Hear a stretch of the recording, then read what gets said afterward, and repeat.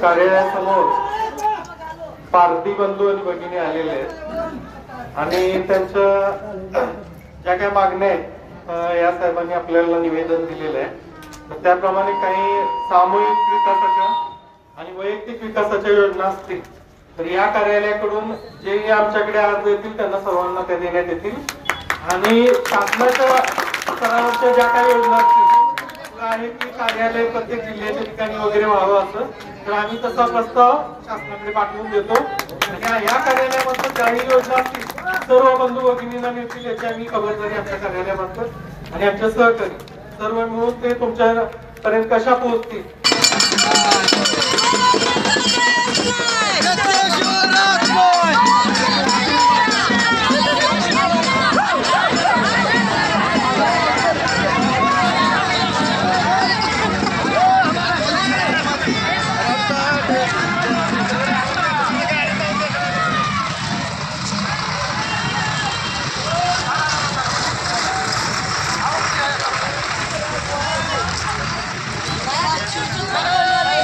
आदिवासी पारधी अकादमीच्या वतीनं पारधी पुनर्वसनासाठी 2001 सालापासून प्राध्यापक मधुकर वायदे सरांच्या नेतृत्वाखाली लढा चालू आहे आणि पारध्यांच्या संदर्भात पारध्यांच्या उन्नतीसाठी शासन स्तरावर अनेक उपाययोजना किंवा योजनांची घोषणा होत असताना प्रत्यक्षात मात्र योजनांची अंमलबजावणी झालेली दिसून येत नाही।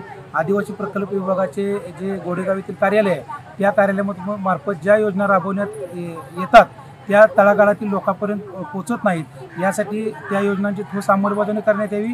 तसेच या कार्यालयाची उपशाखा म्हणून प्रत्येक जिल्ह्यामध्ये निर्माण करण्यात यावी। तसेच आदिवासी पारधी पुनर्वसन अधिकारी प्रत्येक जिल्ह्यामध्ये नेमण्यात यावा।